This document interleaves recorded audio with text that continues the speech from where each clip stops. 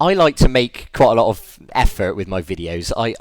Because I used to be in a band, I've got loads of stage lights that I can set up, and I put some nice plants behind me, and I put a backdrop. So I go through a lot. I take quite a lot of pride in. Tell us about the lighting. Tell us about the backdrop. So when you say the lighting and stage lights, what if I didn't have that? Like, how could I get some really good lighting? Can you rent it? Can you buy it? Yeah, of course you can. To be honest, this is the most pain in the backside part of the process. The lighting? If you're going to decide, if you want to do a real professional looking job, and if you do want to get some professional lighting, this is the only thing that's going to be hard work, that you're going to actually have to carry something and set it up.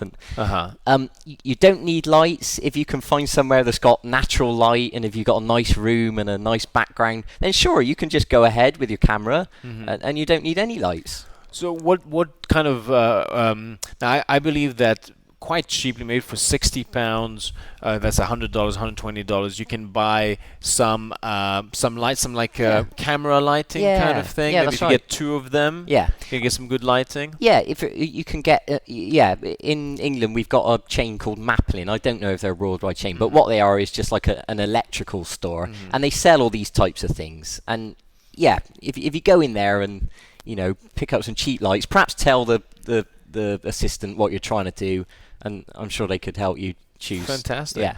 So you need some good lighting. Yeah. You need some good lighting. And you can hire it. And you can hire it, if you want of to. course. Yeah. Or you can just do it with someplace with good natural sunlight. But the backdrop is quite. I mean, from a decor point of view, from making the video looking good, you want to have some good backdrop to it. So what I've seen you do sometimes, yes, you've got some plants, some nice furniture behind you, but also it looks sometimes like you've got a rug. Yeah, not a rug exactly, it's like a sheet. like a sheet. Yeah, but a nice looking sheet kind of thing. Patterns on it and stuff. Yes. Yeah. So what is that?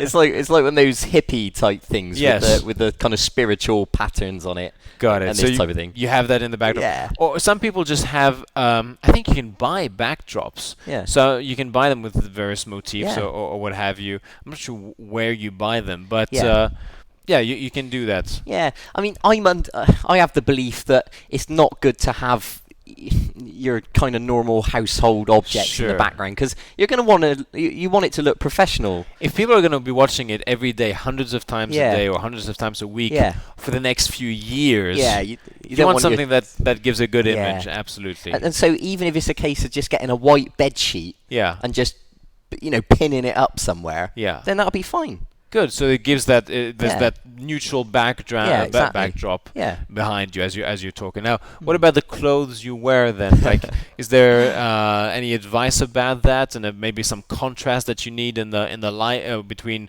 the backdrop and what you're wearing, or?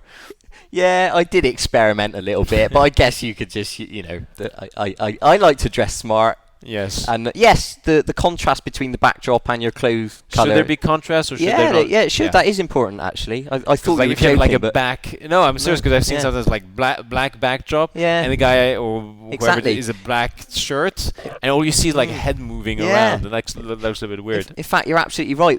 When I was testing one of my first video, I was wearing a black suit, and the background was quite dark, and it didn't work. And you're absolutely right. So I went and stuck a white shirt on.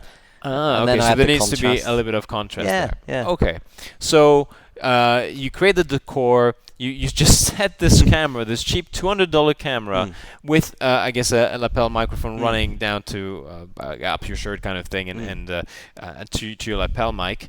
And then what do you do? Do you usually have an assistant, or you just go press? No, you just press play, just press record. Get into position, and you start talking. Yeah. Do you have some kind of like teleprompter? Do you put up some boards which like say what the main 12 points you need to talk about? That's what I would do. I would just write in big letters, here are the 6 bullet points I need to cover, and I would. Or do you just pause it, think about it? How do you do it? Well, I do it like you just said. I write down, I brainstorm a few basic ideas of the rough guideline of what I'm going to talk about, and then I like to just get into the flow and just start talking, because I like it to come across naturally. Yeah, being in flow. Yes. Yeah, I don't want it to come across like I'm reading it, so I prefer to just whatever comes out of my mouth. And to be honest, it doesn't always come out perfect. Usually, I might get it wrong, and I'll probably do it half a dozen times until I'm really happy and I think, yeah, that's perfect. That's a keeper.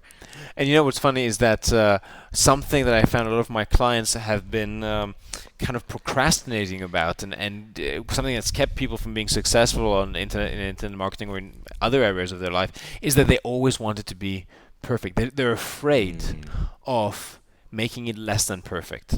They're concerned that they might do something that is not totally right, so they don't do anything. Yeah, that's right. And every time I create a product, an ebook, what have you, I always stop short of perfection. It's like, okay, is it good enough? Does this have good information? Good. Let's put it out there. We can always refine it in version 2, version 3, version 10. Exactly. And I think this is called the Microsoft approach. Right. Let's launch it now. We'll fix the bugs in the next next version. So I absolutely agree. It's never going to be perfect, but as long as listen, I've told you about this because we've talked about having you do seminars about teaching men what you know about picking out babes. Picking out babes, exactly. I think we can talk about this now more openly. We've used all these euphemisms up, I think. So picking up babes, right? So doing a seminar, and you felt like, well, maybe in a couple of years I'll be ready for this. Yeah. And I said to you, no, listen, do you know 5 things more than the average guy in the street about this area? Yes? No, 100 things more than... Do you know 10 things more than the average guy? Yeah. Great. You can get started by sharing those 10 things. Yeah, you're right. Right? Yeah. It's 10 things more. It's 10 things that will add value to them that they didn't know before. Heck, you've told me 2 main big things. It's changed my life in that area. I'm not going to go into details because who knows who's going to be listening to this. But, that's a different teleconference. That is funny because this is going to maybe stay for the next 100 years. People are going to be listening. Can you believe it that Ben Lowry and Mark Anastasia were talking about picking up babes back in 2007? Anyway, so yeah, the point being, it doesn't have to be perfect. It doesn't have to be 100% complete. As long as you put in everything you know and that you're adding a lot of value, just create your product and launch it. I have a phrase that I say to myself. It's, this product that I'm creating will never be perfect, but I can make it outstanding. Oh, I like that. You've told me that. You shared that with me before, I remember. Yeah. Say that again, once more. What I'm doing will never be perfect, but it will be outstanding. Fantastic. Yeah. So I guess our message to people is just go out and just do it. Create the product. Do it. Don't be concerned about what will people think, or is it going to be perfect. Just do it. And something you taught me as well, Mark, which was a third of the people will absolutely love you. A third of the people won't care either way. A third of the people will hate you. You're never going to please everyone. Exactly. If you're pleasing everyone, you're being too middle of the road, and you won't please anyone. So. Yeah. And that's really funny. At one of my seminars, I don't know what I was thinking. I said I wanted to express that sentiment. I said 30% of the people will love you, 30% of the people will hate you, and 30% of the people won't care either way. And I thought I'd made my... And somebody there must have been, I don't know, German or something. They went, yes, and what about the other 10%? And I just realized I'd forgotten about that. I mean, 33%. Oh, right, yeah. Third of the people, not 30%. Anyway, moving swiftly along from that non-funny joke. So we talked about... we were talking